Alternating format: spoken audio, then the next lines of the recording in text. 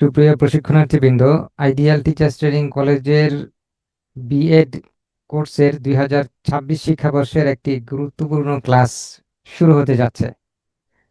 আশা করি আপনারা সবাই মনোযোগ দিয়ে শুনবেন এবং নোট করবেন, এবং শেষে আপনারা চাইলে প্রশ্ন করতে পারেন। আপনারা জানেন, ইতিপূর্বে আমরা আরেকটি ছোট ক্লাস নিয়েছিলাম, সেটি আশা করি আপনারা সবাই দেখেছেন। পাঠ পরিকল্পনা খুবই কমপ্লেক্স একটি বিষয় এবং এটি পুরোটাই হচ্ছে সায়েন্সে ভরপুর। শিক্ষা বিজ্ঞানের দৃষ্টিকোণ থেকে পাঠ পরিকল্পনা যদি সঠিক হয়, প্রথমত হচ্ছে সঠিক সুন্দরভাবে তৈরি করা যায়। শিক্ষা বিজ্ঞানের আলোকে যদি কেউ তৈরি করতে চায়, তৈরি করতে পারবে, এবং এর ফলাফলটা একেবারেই পরিকল্পনার আলোকে ফলাফল বা আউটকাম যদি কেউ চায় সৃষ্টি করতে পারবে। অন্য কথায়, কেউ যদি চায় যে বিশেষ কোনো আউটকাম বের করতে, তাহলে তিনি বের করতে পারবেন। আচ্ছা, চলুন তাহলে আমরা এই পর্বে দেখি যে একটি ভালো পাঠ পরিকল্পনার কি কি কাঠামো রয়েছে।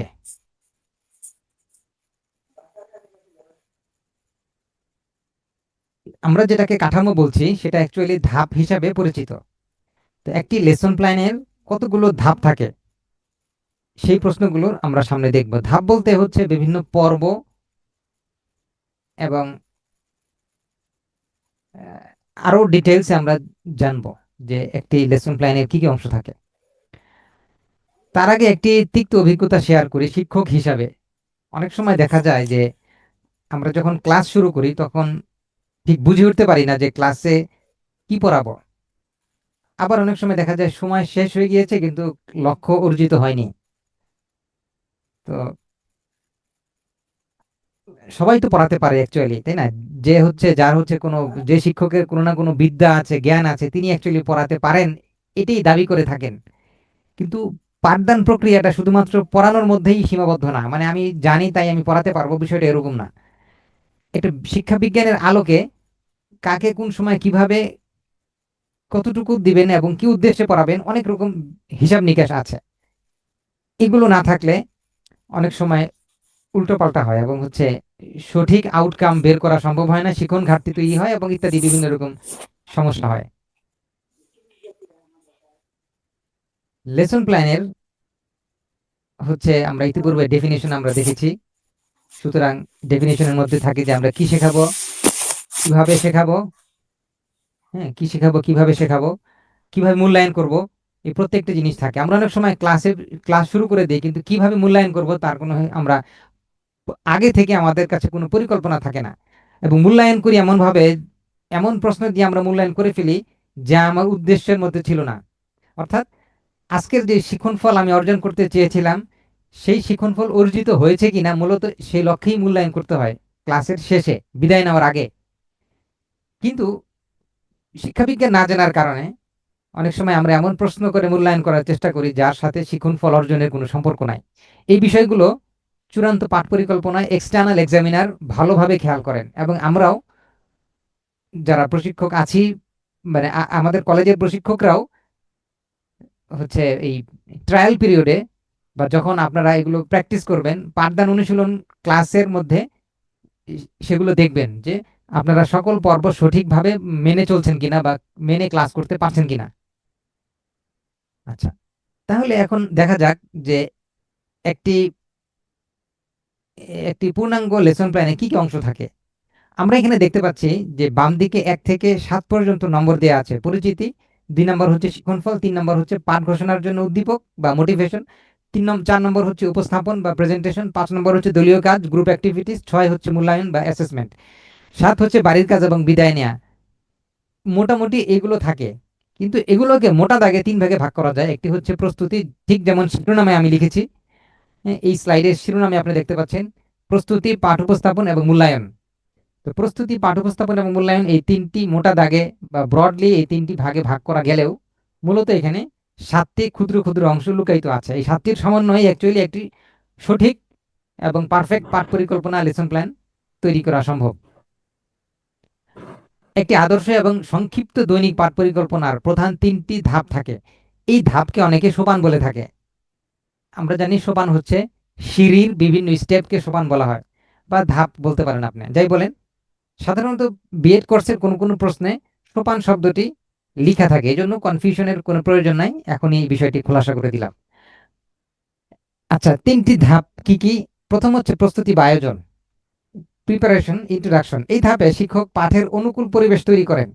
শিক্ষার্থীদের মনোযোগ আকর্ষণ করতে এবং নতুন পাঠের প্রতি আগ্রহ বাড়াতে ছবি, প্রশ্ন বা গল্প ব্যবহার করে তাদের পূর্বজ্ঞান যাচাই করা হয়।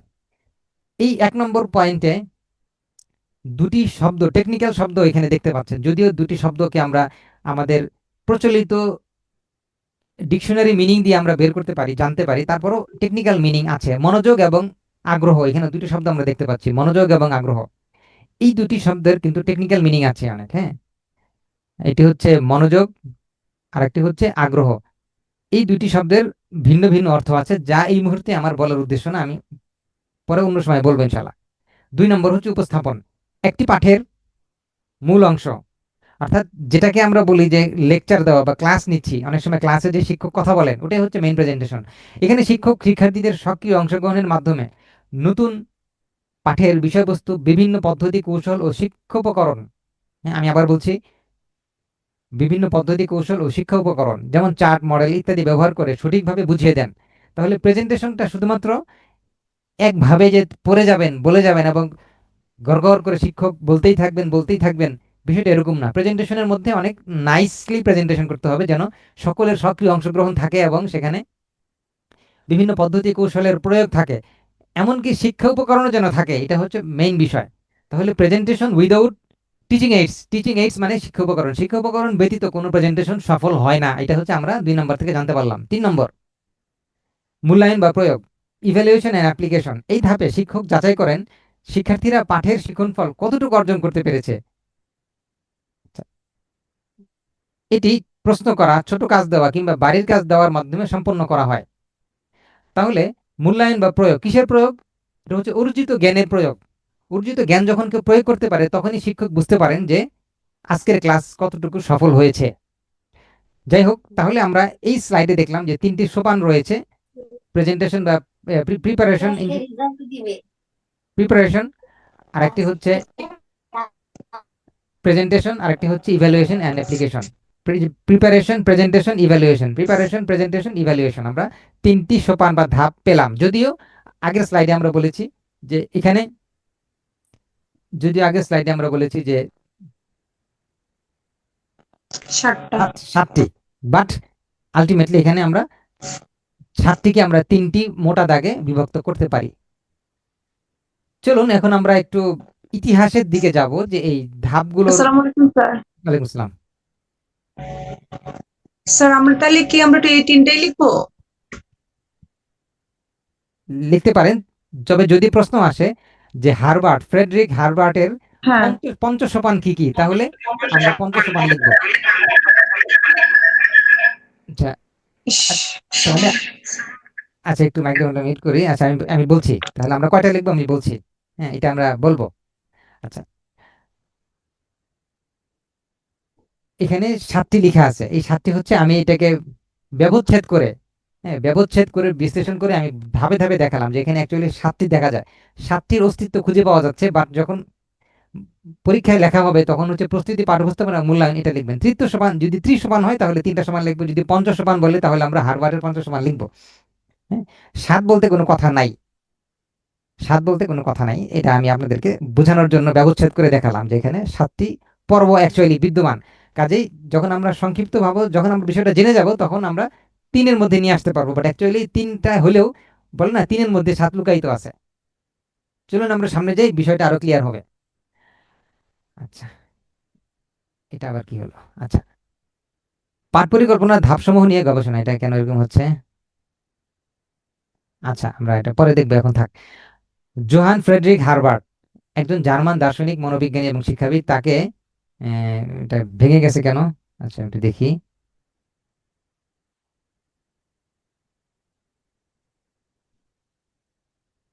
এটা এরকম হলো কেন, একটু সময় দিবেন।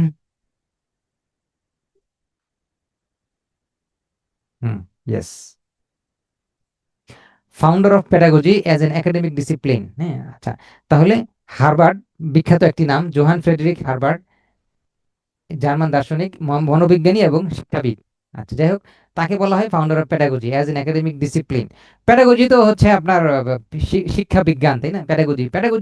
প্যাডাগজি নিয়ে অনেকেই কাজ করেছেন, কিন্তু একটা আলাদা ডিসিপ্লিন হতে পারে শিক্ষা বিজ্ঞান, যে একটা আলাদা ডিসিপ্লিন, এটা নিয়ে বেশি জোরাসোরে কাজ করেছেন ফ্রেডরিক হার্বার্ট। এটা হচ্ছে ইউরোসেন্ট্রিক কনসেপ্ট বা ইউরোপিয়ান কনসেপ্ট। যদি আমরা দেখি যে এই মিডল ইস্টে মিডল ইস্টে শিক্ষা যে একটা আলাদা বিজ্ঞান হতে পারে, আলাদা একটা সায়েন্স, এটা নিয়ে আপনার এই, ইসলামের স্বর্ণযুগে বা ইসলামের মানে মুসলিম বড় বড় পণ্ডিত এটা নিয়ে কাজ করেছেন। বাট সেগুলো পরবর্তীতে গ্রিক ল্যাঙ্গুয়েজে অনুবাদ হয়ে বা আবার পরবর্তীতে ইংলিশে এসে এগুলো সব হয়ে গেছে, ডিস্ট্রয় হয়ে গেছে। তবে আপাতত আমাদের বিএড কারিকুলামের মধ্যে জোহান ফ্রেডরিক হার্বার্টের নামটি চলে আসে। আচ্ছা, তার মতে তার একটা ওপিনিয়ন আছে, বিখ্যাত একটা ওপিনিয়ন আছে। এই পুরো প্যারাগ্রাফটা পড়লে আমরা একটা জিনিস জানতে পারবো যে তিনি অ্যাকচুয়ালি মানুষকে কিভাবে, মানুষের পরিচয় সম্পর্কে বা মানুষের বৈশিষ্ট্য সম্পর্কে তার ধারণা কি, এটা আমরা এখান থেকে জানতে পারবো। তিনি বলেন যে মানুষের মন একটি পরিষ্কার স্লেট বা সাদা কাগজের মতো। শিশুর জন্মের পর তার শিশু মনে নানা ধারণার সৃষ্টি হয়। হার্বার্ট বিশ্বাস করতেন জন্মের সময় শিশু একটি ক্ষমতা নিয়ে জন্মায়, যার সাহায্যে স্নায়ুতন্ত্রের মাধ্যমে সে পরিবেশের সাথে সম্পৃক্ত হয়। শিশুর জ্ঞান বা চেতনার সরলতম উপাদান হলো ধারণা বা ভাব। পরিবেশের সাথে ক্রিয়া প্রতিক্রিয়ার ফলে শিশু মনে ধারণার সৃষ্টি হয়। শিশু তার নতুন অভিজ্ঞতা ও ধারণার সংযোগ সাধনের চেষ্টা করে থাকে। তাহলে এটার মোদ্দা কথা কি, মূল কথা কি? মূল কথা হচ্ছে যে শিশুকে একটি পরিষ্কার মনের সাথে তুলনা করা হয়েছে। হার্বার্ট বলেছেন যে শিশু মনে কিছুই থাকে না, সে পরিবেশের সাথে মিথস্ক্রিয়ার মাধ্যমে, ইন্টারাকশনের মাধ্যমে যে জ্ঞান অর্জন করে, ওর মাধ্যমে সে হলো জ্ঞান অর্জন করে। আচ্ছা, এখন তার এই ফিলোসফির সাথে কিন্তু তার পরবর্তীতে তিনি যে থিওরি দিয়েছেন তার মিল আছে। যেহেতু তিনি শিশুকে একটি শূন্য বা সাদা কাগজের মতো মনে করেন, এই জন্য এই সাদা কাগজকে জ্ঞান দিয়ে ভরে দিতে বা সাদা কাগজের মধ্যে জ্ঞান ঢুকিয়ে দিতে বা পরিষ্কার মনের মধ্যে জ্ঞান সৃষ্টি করতে শিক্ষকের ভূমিকাকে তিনি নিয়ে আসছেন এখানে। এবং তিনি বলেছেন, পরবর্তীতে আমরা দেখব যে পাঁচটি ধাপ তিনি বলেছেন। পাঁচটি ধাপের মধ্যে এই বর্ণনা বোঝার আগে আমরা একটু এখানে আসি, পরের স্লাইডে যাই।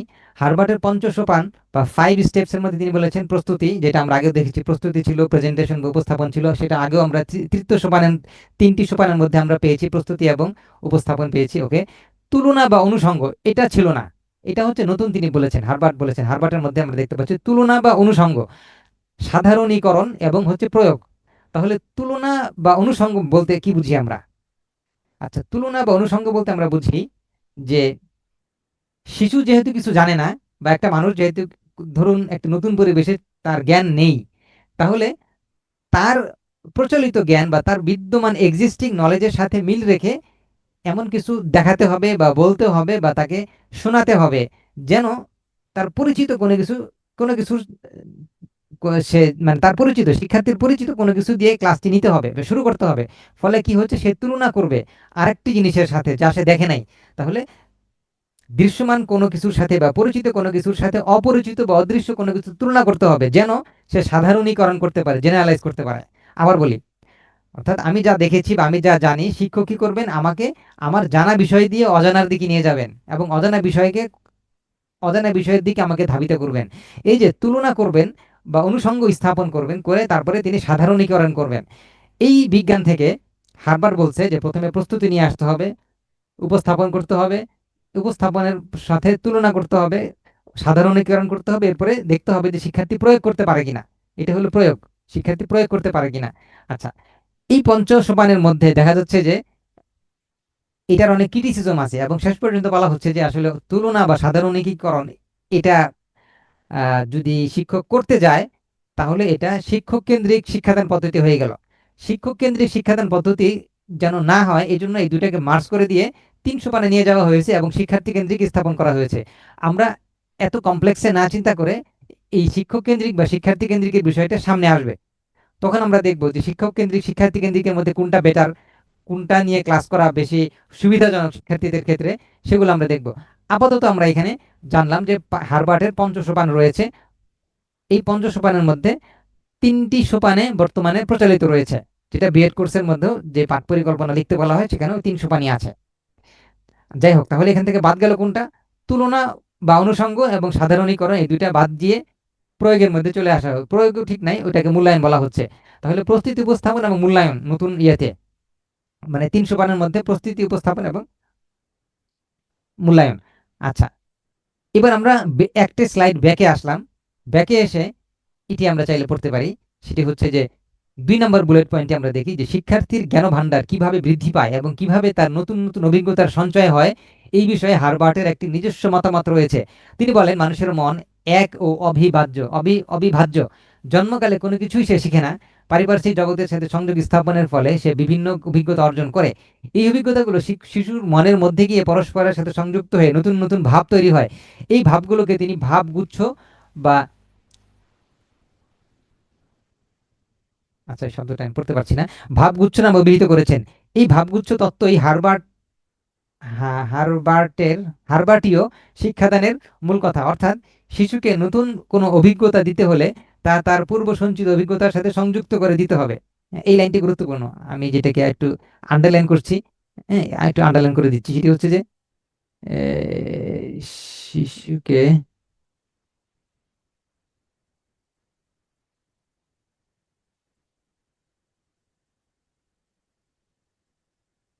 শিশুকে নতুন কোনো অভিজ্ঞতা দিতে হলে তা তার পূর্ব সঞ্চিত অভিজ্ঞতার সাথে সংযুক্ত করে দিতে হবে, তবেই তা শিক্ষার্থী গ্রহণ করতে পারবে। এটি ইন্টারন্যাশনালি স্বীকৃত একটি কথা এবং এটি এখনো সারা পৃথিবীতে পালিত হয়ে আসছে। আমরা বিএড কোর্সেও এটি দেখি যে ক্লাস নেওয়ার সময় একজন শিক্ষার্থী পূর্ব সঞ্চিত অভিজ্ঞতার সাথে শিক্ষার্থীদের পরিচয় করে দিচ্ছে কিনা সেটা দেখা হয়। সুতরাং এই লাইনটি আপনারা বিশেষভাবে যত্ন করে খেয়াল করবেন যে ক্লাস নেওয়ার সময় শিক্ষকের কাজ হচ্ছে পূর্ব অভিজ্ঞতাকে পুঁজি করে শিক্ষক নতুন কিছু হাজির করবেন শিক্ষার্থীদের সামনে। আচ্ছা, যাই হোক, আমরা হচ্ছে এখন পরের স্লাইডে যাচ্ছে এবং পরে হার্বার্টের পঞ্চম সমান সেটি আমরা দেখেছি। ত্রৈধাপীয় পাঠ পরিকল্পনা। আচ্ছা, যদিও হার্বার্ট এবং তার অনুসারে শিক্ষাবিদগণ শিক্ষাদানের ধাপগুলোকে 5টি স্বতন্ত্র পরিকল্পনা হিসেবে নির্ধারণ করেছিলেন, কিন্তু এর 2টি ধাপকে বাস্তব ক্ষেত্রে শিক্ষকগণ বাদ দিতে বাধ্য হন। সেই দুটি হলো তুলনাকরণ বা অনুষঙ্গ স্থাপন এবং সাধারণীকরণ। বাস্তবে এই 2টি ধাপ স্বতন্ত্রভাবে অনুসরণ করা অনেক ক্ষেত্রে প্রয়োজন হয় না। উপস্থাপনের সাথে সাথে এই 2টি প্রক্রিয়া স্বাভাবিকভাবে সম্পন্ন হয়ে যায়। উপস্থাপনের সাথে সাথে এই 2টি প্রক্রিয়া সাধারণভাবে মানে সম্পন্ন হয়ে যায়। এর মানে হচ্ছে উপস্থাপন হচ্ছে 3টি সোপানের দ্বিতীয় সোপানটি হচ্ছে উপস্থাপনা। তো উপস্থাপনের মধ্যে অ্যাকচুয়ালি ওইটা হয়ে যাচ্ছে। আচ্ছা, আর সর্বশেষ হচ্ছে প্রয়োগ বা অ্যাপ্লিকেশন। আচ্ছা, এটি আমরা জেনে গেছি। ওকে, আধুনিক প্রতিষ্ঠান কিভাবে পাঠ পরিকল্পনা তৈরি করে? কারণ আধুনিক প্রতিষ্ঠান যত কমপ্লেক্স সিচুয়েশন আসতেছে তত কিন্তু জটিল জটিল চাহিদা তৈরি হচ্ছে এবং সেই আলোকে আবার পাঠ পরিকল্পনার মধ্যে ভিন্নতা আসতেছে। আপনারা হাইব্রিড জানেন, ব্লেন্ডেড লার্নিং জানেন। কোভিড পরবর্তী সময়ে অনলাইন এবং অফলাইন ক্লাসের সমন্বয়ে কিভাবে পাঠ পরিকল্পনাকে নমনীয় এবং আকর্ষণীয় করা যায় তা গবেষণার একটি বড় অংশ। আচ্ছা, তাছাড়া এআই চালিত পাঠ পরিকল্পনা, এআই পাওয়ার্ড লেসন প্ল্যানিং শিক্ষকের কাজের চাপ কমাতে এবং শিক্ষার্থীদের শেখার ধরন অনুযায়ী স্বয়ংক্রিয়ভাবে পাঠ সাজাতে আর্টিফিশিয়াল ইন্টেলিজেন্সের ব্যবহারের উপর বর্তমানে ব্যাপক ট্রায়াল এবং গবেষণা চলছে। তার মানে আমরা জানলাম যে লেসন প্ল্যানের কোনো স্থবির জিনিস না, সেটি হচ্ছে ক্রমান্বয়ে আপডেট হচ্ছে এবং ভিন্ন ভিন্ন সিচুয়েশনে ভিন্ন ভিন্ন ভাবে চাহিদার আলোকে সেগুলো কিভাবে খাপ খাওয়া যায় সেটি নিয়ে কাজ চলতেছে এবং চলমান প্রক্রিয়া, এটা কখনো থেমে থাকবে না। একটি নমুনা হিসেবে আপনারা 5E মডেল দেখতে পারেন। এটা ধারণা লাভের জন্য, এটা পরীক্ষা আসবে না, তবে এটা ধারণার জন্য, এবং আপনি আপনার প্রতিষ্ঠান এটা নিয়ে গবেষণা করতে পারেন, কোথাও ট্রাই করতে পারেন। এঙ্গেজ বা নিযুক্ত করা, 5E মডেলটাকে এঙ্গেজ করা, এক্সপ্লোর করা, এক্সপ্লেইন করা, ইলাবোরেট বা এক্সটেন্ড করা, ইভ্যালুয়েট করা। আপনি যত যাই করেন ঘুরে ফিরে কিন্তু ওই তিনটাকেই মাস্টার পিস মনে হবে আপনার কাছে। 3টি সোপান: প্রিপারেশন, প্রেজেন্টেশন অ্যান্ড ইভ্যালুয়েশন বা অ্যাপ্লিকেশন বা প্রয়োগ। তো ঘুরে ফিরে কোনো পরিবর্তন নাই, যেটাকে আমরা এঙ্গেজ বলতেছি, এটা হচ্ছে এঙ্গেজ করা মানে কি? এই দেখেন, এই ধাপে শিক্ষক বিভিন্ন প্রশ্ন, ছবি বা ছোট গল্পের মাধ্যমে শিক্ষার্থীদের মনোযোগ আকর্ষণ করেন। তাহলে কিন্তু এটা ওইটাই হলো যে হার্বার্ট বলেছেন যে পূর্ববর্তী মানে বিদ্যমান জ্ঞানের সাথে নতুন কোনো কিছুকে পরিচয় করিয়ে দিতে হবে। এটাই সেটা, যার নতুন নাম দেওয়া হয়েছে এঙ্গেজ, এক্সপ্লোর করা। এটি হচ্ছে শিক্ষার্থী কেন্দ্রিক ধাপ, অর্থাৎ শিক্ষার্থীদেরকে এক্সপ্লোর করতে দিতে হবে। সে যা জেনেছিল এবং শিক্ষকের মাধ্যমে আজকে যা জেনেছে এই দুইটাকে ভিত্তি করে সে আরো এক্সপ্লোর করবে।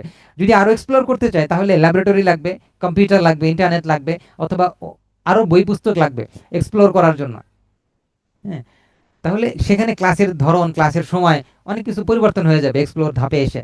তাহলে এই লেসন প্ল্যানের সাথে প্রতিষ্ঠানের কাঠামো, প্রতিষ্ঠানের ক্লাসের ধরন, সময়, ডিউরেশন, তারপরে হচ্ছে উপকরণের সহজপ্রাপ্যতা, অনেক কিছু জড়িত আছে। কারণ কাজে লেসন প্ল্যান হচ্ছে একটি রেসপন্সিভ জিনিস। পরিবেশের সাথে, এনভায়রনমেন্টের সাথে খাপ খাইয়ে লেসন প্ল্যান কিন্তু চেঞ্জ হয়। আমি এটি বুঝাতে চাচ্ছি আপনাদেরকে যে যত আধুনিক প্রতিষ্ঠান হবে লেসন প্ল্যানের ধরন ধারণ তত চেঞ্জ হবে, কারণ সেখানে অনেক সুযোগ সুবিধা থাকবে। সেই সুযোগ সুবিধাকে কাজে লাগিয়ে শিক্ষক চাইলে অনেকভাবে পরিকল্পনা নিতে পারেন। আচ্ছা, যাই হোক, আমরা পরের স্লাইডে যাই। ত্রয়ী সোপানের একটি প্রথম ধাপ হচ্ছে ক্লাসের শুরুতে পূর্ব জ্ঞান যাচাই করা, যেন আগ্রহ সৃষ্টি হয়। আচ্ছা, আমি আগে বলেছিলাম আগ্রহ এবং মনোযোগ দুটি টেকনিক্যাল শব্দ। এই দুটির বিষয়ে বিস্তারিত আলোচনা সামনে আসবে ইনশাআল্লাহ। শুরুতে শিক্ষার্থীর মনোযোগ ধরতে হবে এবং পূর্ব জ্ঞানের সাথে সংযোগ করতে হবে। প্রথম ধাপ হলো প্রস্তুতি। তাহলে প্রস্তুতি মানে কি? শিক্ষকের প্রস্তুতি না, বরং শিক্ষার্থীদেরকে প্রস্তুত করা। এই প্রস্তুতি মানে হচ্ছে শিক্ষার্থীদেরকে প্রস্তুত করা জ্ঞান আহরণের জন্য, তার মনোযোগ বৃদ্ধি করার জন্য শিক্ষার্থীদেরকে প্রস্তুত করতে হবে। এটা হলো সেই প্রস্তুত। আচ্ছা,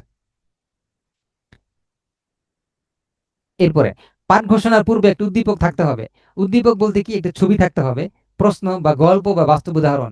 এই অংশে শিক্ষার্থীদের শেখার আগ্রহ তৈরি করা হয়, এটি ক্লাসের একটি স্পার্ক। আচ্ছা, যদি উদ্দীপক ব্যতীত কোনো শিক্ষক ক্লাস নেন তাহলে তিনি ক্লাস কিভাবে শুরু করতে পারেন? একজন অর্ডিনারি শিক্ষক ক্লাসে ঢুকে বলেন, আজকে তোমাদেরকে এই বিষয়ে পড়াবো, এবং তিনি বোর্ডে দাঁড়িয়ে তিনি শিরোনামটি লিখে দেন। এটি একটি অর্ডিনারি শিক্ষক বা সাধারণ শিক্ষক এইভাবে ক্লাসটি শুরু করেন, এবং এতে করে শিক্ষার্থীদের আগ্রহ নষ্ট হয়ে যায়। শিক্ষক যদি চান যে শিক্ষার্থীদেরকে উজ্জীবিত রাখবেন, চাঙা রাখবেন, সজীব রাখবেন এবং আগ্রহ সৃষ্টি করবেন, তাহলে শিক্ষক শুরুতেই একটি ছবি দেখাবেন বা গল্প বলবেন। এতে করে শিক্ষার্থীরা নড়েচড়ে বসবে এবং তারা মনোযোগী হবে, এবং শিক্ষকের কথা মনোযোগ দিয়ে শুনবে, এবং তাদের মধ্যে একটা চাহিদা তৈরি হবে, আগ্রহ জন্মাবে, এবং তাদের মধ্যে একটা জ্ঞান অর্জনের ক্ষুধা তৈরি হবে। তাহলে পাঠ ঘোষণার পূর্বে একটা উদ্দীপক থাকতে হবে, এবং উদ্দীপক থাকলো কিনা সেটি খুব ভালোভাবে আমরা খেয়াল করি যারা প্রশিক্ষণার্থী, তারা কি উদ্দীপক সহকারে ক্লাসটি নিচ্ছে কিনা। আচ্ছা, উদ্দীপক দেখানোর পরে বা বলার পরে বা অভিনয় করার পরে শিক্ষক কি করবেন? পাঠ ঘোষণা করবেন। পাঠ ঘোষণার মধ্যে হচ্ছে থাকবে যে আজকে আমি তোমাদেরকে কি নিয়ে পড়াবো। শিক্ষার্থীরা তখন বলবে যে আজকে নিশ্চয়ই আপনি এটা পড়াবেন। হ্যাঁ, ঠিক বলেছো, আজকে আমি এটা পড়াবো। এটি হলো পাঠ ঘোষণা। আচ্ছা, লার্নিং আউটকাম এটা ক্লাসে বলার বিষয় না, এটা হচ্ছে শিক্ষকের পরিকল্পনার বিষয়। শিক্ষকের পরিকল্পনার মধ্যে শিক্ষকের পরিকল্পনার মধ্যে শিখন ফল লেখা থাকে। হ্যাঁ, শিক্ষকের পরিকল্পনার মধ্যে শিখন ফল লেখা থাকে। শিখন ফল অনুযায়ী শিক্ষক ক্লাসটি পরিচালনা করেন। বিষয়টি এরকম না যে শিখন ফল ক্লাসে উপস্থাপন করবেন, বিষয়টি এরকম না। আচ্ছা, ক্লাসে যে শিক্ষার্থীরা কি করতে পারবে? ব্যাখ্যা করতে পারবে, অথবা বিশ্লেষণ করতে পারবে, অথবা প্রয়োগ করতে পারবে, এবং এরকম আরো অনেক ভোকাবুলারি আছে, যে ভোকাবুলারি গুলো দিয়ে বা যে ক্রিয়াপদ দিয়ে বা যে অ্যাকশন ভার্ব দিয়ে লার্নিং আউটকামটি লিখতে হয়, সেই বিষয়ে বিস্তারিত আলোচনা সামনে আসছে, এবং অতীতে আমরা ইতিপূর্বেকার ক্লাসে করেছি। আপনারা চাইলে আগের ভিডিওগুলো দেখে নিতে পারেন। শিখন ফল স্মার্ট হতে হবে। স্মার্ট হওয়া মানে কি? স্পেসিফিক, এম তে হচ্ছে মেজারেবল, এ তে অ্যাচিভেবল অথবা অ্যাটেনেবল, আর হচ্ছে রিলেভেন্ট বা রিয়ালিস্টিক, টাইম হচ্ছে টাইম বাউন্ড, টি তে টাইম বাউন্ড। তাহলে SMART স্মার্ট হতে হবে শিখন ফল। এটি একটা পরীক্ষা প্রশ্ন আসে যে শিখন ফলের স্মার্ট হওয়া বলতে কি বোঝায়। তাহলে SMART এটি হতে হবে। আচ্ছা, যদি স্মার্ট হয় শিখন ফল, তাহলে কি হবে? শিক্ষার্থীরা শিখতে পারবে। কারণ কি? কারণ এই শিখন ফল যেহেতু খুব ভেবেচিন্তে লেখা হয়েছে, সুতরাং সেটি অর্জিত হবেই। হ্যাঁ, মিস হওয়ার কোনো সুযোগ নাই। যদি সেটি মিস হয়, এমন যদি হয় যে শিখন ফল অর্জন করা যায় নাই, তার মানে সেটি টাইম বাউন্ড নয়, সেটি রিয়ালিস্টিক ছিল না, সেটি অর্জনযোগ্য ছিল না। তাহলে শিক্ষক স্মার্টলি শিখন ফলটি লিখতে পারেন নাই। আচ্ছা, উপস্থাপন। তাহলে এতক্ষণ আমরা দেখলাম হচ্ছে প্রিপারেশন বা প্রস্তুতি। এখন হচ্ছে উপস্থাপন, এটি হচ্ছে দ্বিতীয় পর্ব। প্রিপারেশন বা প্রেজেন্টেশনের মধ্যে কি কি থাকে? এখানে হচ্ছে মূল পাঠ বা লেসনটি উপস্থাপন করা হয়, ব্যাখ্যা বলা হয়, উদাহরণ দেওয়া হয়, উদাহরণ বলা হয়, বোর্ড বা স্লাইড ব্যবহার করা হয়। এটি ক্লাসের মূল অংশ। এখানে বিষয়বস্তু শেখানো হয় বা জ্ঞান দেওয়া হয়। আমরা যে জ্ঞান দেই সেটি হচ্ছে এই বিষয়বস্তু বা প্রেজেন্টেশনের মধ্যে। এখন বিভিন্ন কলা কৌশল প্রয়োগের এটি হলো জায়গা। হ্যাঁ, বিভিন্ন শিক্ষাদান পদ্ধতি, কৌশল প্রয়োগের জায়গাও কিন্তু এটাই। এই প্রেজেন্টেশনের সময় বিভিন্ন কলা কৌশল দেওয়া হয়।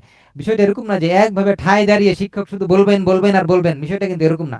বরং শিক্ষক সেখানে এটাকে বিভিন্ন স্লাইস করবেন। আমরা যেমন একটি ব্রেডকে স্লাইস করি, বিভিন্ন পাউরুটিকে বিভিন্ন স্লাইস করি, বিভিন্ন পিস পিস করি, একইভাবে এই একটি প্রেজেন্টেশনকে তিনি বিভিন্নভাবে ভাগ করবেন এবং তিনি সেটা বলবেন। আচ্ছা, এই পর্বেই এই পর্বেই হচ্ছে, অর্থাৎ এই প্রেজেন্টেশন পর্বেরই একটি ছোট উপ থাকে, একটি ক্ষুদ্র পর্ব থাকে, সেটিকে বলে গ্রুপ অ্যাক্টিভিটি বা দলীয় কাজ।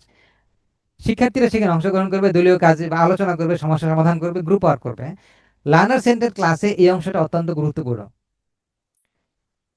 এগেইন কথা একটা থাকে, সেটা হচ্ছে যে দলীয় কাজ পরিচালনা করার জন্য পর্যাপ্ত স্পেস থাকতে হয় এবং শিক্ষক সেখানে মানে শিক্ষার্থীদেরও একটু নড়ে চড়ে বসার জন্য জায়গা থাকে, সেই ব্যাপারে শিক্ষক এবং প্রতিষ্ঠান নজর রাখবেন। আচ্ছা, এরপরে হচ্ছে মূল্যায়ন। মূল্যায়নে কি হয়, যে কি তারা কি আজকে শিখেছে, লক্ষ্য অর্জিত হয়েছে, এটি হচ্ছে মূল্যায়নের বিষয়। তিনি প্রশ্ন করবেন, শিক্ষক প্রশ্ন করবেন, বিভিন্ন কুইজ দিতে পারেন বা পর্যবেক্ষণ করতে পারেন। পর্যবেক্ষণ করলে কি হয়, পর্যবেক্ষণ করার মাধ্যমে শিক্ষক মূল্যায়ন করতে পারেন যে আসলে শিক্ষণফল অর্জিত হয়েছে কিনা। তাহলে প্রশ্ন, কুইজ, পর্যবেক্ষণ এগুলোর মাধ্যমে মূল্যায়ন হয়। তাহলে আমরা শিক্ষক হিসেবে কখনোই ক্লাস ত্যাগ করব না, শ্রেণীকক্ষ আমরা ছেড়ে চলে যাব না যতক্ষণ পর্যন্ত মূল্যায়ন না করি। বাড়ির কাজ ও বিদায়, এটি একটি গুরুত্বপূর্ণ কাজ। বাড়ির কাজ কেন? বাড়ির কাজের ব্যাপারে বলা হয় যে গরু যেমন মাঠে ঘাস খাওয়ার পরে কিছু কাজ বাড়িতে নিয়ে যায় এবং বাড়িতে বসে ঘাস খাওয়ার কাজ কমপ্লিট করে, একইভাবে একজন শিক্ষকও শিক্ষার্থীদেরকে ক্লাসে পড়াবেন ঠিকই, কিন্তু কিছু কাজ, কিছু শিক্ষণ ফল অর্জিত হবে সেটা বাড়িতে। হ্যাঁ, বাড়ির কাজ ছাড়া অনেক সময় শিক্ষণ ফল পুরোপুরি অর্জন করা যায় না। আচ্ছা, এবং বাড়ির কাজের একটা সায়েন্স আছে, সেটা হচ্ছে স্পেসড রিপিটেশন। হ্যাঁ, আমি একটা শব্দ লিখি, থাক এটা এখন না লিখি। আচ্ছা, তাহলে বাড়ির কাজ এবং বিদায়, বিদায়কে ধন্যবাদ দিয়ে বিদায় নেওয়া, শুভকামনা করে বিদায় নেওয়া এবং পরে আবার দেখা হবে এরকম একটি মিষ্টি হাসি দিয়ে সুন্দরভাবে কথা বলে বিদায় নেওয়াটা একটা গুরুত্বপূর্ণ কাজ, এবং এটি অনেক সময় আমরা ভুলে যাই করতে। তাহলে পরবর্তী ক্লাসে আমরা যেটা দেখব সেটা হচ্ছে যে শিক্ষক কেন্দ্রিক বা শিক্ষার্থী কেন্দ্রিক পাঠদান কি, এই পর্বর সাথে জড়িত কি, এই টিচার সেন্টার বা লার্নার সেন্টার এই লেসনের সাথে যেটা জড়িত সেটা হচ্ছে এই অংশটা। হ্যাঁ, এই যে প্রেজেন্টেশন, প্রেজেন্টেশন পর্বে আমরা দেখব যে শিক্ষার্থী কেন্দ্রিক পাঠদান বা এই অংশটা আমরা কি, মানে শিক্ষার্থী কেন্দ্রিক পাঠদান আমরা কিভাবে প্রয়োগ করতে পারি প্রেজেন্টেশনের মধ্যে, সেটা আমরা দেখব। আচ্ছা, এখন আপনাদের একটা ছোট কাজ দিচ্ছি আমি, সেটি হচ্ছে আপনারা লেসন প্ল্যান ডাউনলোড করবেন। কোথা থেকে ডাউনলোড করবেন? আপনারা ডাউনলোড করবেন গুগল ড্রাইভ থেকে। আপনাদেরকে একটি ভিডিও করে আমি দিয়েছি যে কিভাবে গুগল ড্রাইভ থেকে আপনারা ডাউনলোড করবেন, কোন লিঙ্কে ক্লিক করে লেসন প্ল্যান ডাউনলোড করবেন, সেই বিষয়ে আপনাদের কাছে বিস্তারিত আলোচনা হয়েছে ইতিপূর্বে। আশা করি সেই ভিডিওটা আপনারা দেখে নেবেন। এখন আপনারা একটু বলবেন অথবা চ্যাট বক্সে লিখবেন, হার্ভার্ড কোন দেশের শিক্ষাবিদ, হার্ভার্ডের পাঠদান পদ্ধতি কত কত ধাপের ছিল, হার্ভার্ডের পদ্ধতির ইংরেজি নাম কি, তারপরে হচ্ছে বানান ভুল আছে কিনা একটু দেখতে হবে, এই শব্দের বাংলায় নাম কি, 4 নম্বরটা আপাতত আমি বাদ রাখলাম। 5 নম্বর হচ্ছে শিক্ষার্থী কোন নতুন জ্ঞান কিসের সাথে যুক্ত করে শিখে, 5টি ধাপের প্রথম ধাপ কি, 5 ধাপের শেষ ধাপ কি, হার্ভার্ডের শিষ্যের নাম কি, তুলনামূলক ও বিমূর্তকরণ কোন ধাপ, বর্তমান সংক্ষিপ্ত পদ্ধতি কয় ধাপের। উত্তর এখানে লিখে আছে, যারা স্ক্রিনশট নিতে চান নিতে পারেন। আশা করি আপনি স্ক্রিনশট নিয়েছেন, না হলে ভিডিও থেকে আপনি নিয়ে নেবেন পরবর্তীতে। সবাইকে ধন্যবাদ জানিয়ে আমি শেষ করছি। কারো কোনো বিশেষ প্রশ্ন থাকলে করতে পারেন। স্যার এটা ইউনিট কত? এটা ইউনিট?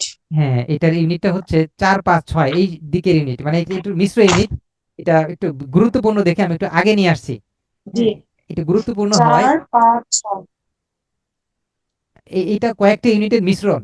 হ্যাঁ, এইটা আগে নিয়ে আসছি কারণ হচ্ছে এটার সাথে ওই বিএড এর অন্যান্য বিষয় জড়িত আছে। তাহলে এটা আমরা মিটিং এ সিদ্ধান্ত হয়েছে যে এটি একটু আগে নিয়ে আসা হবে, তাহলে পরবর্তী কয়েকটি জিনিস আপনাদের জন্য একটু সহজ হয়ে যাবে।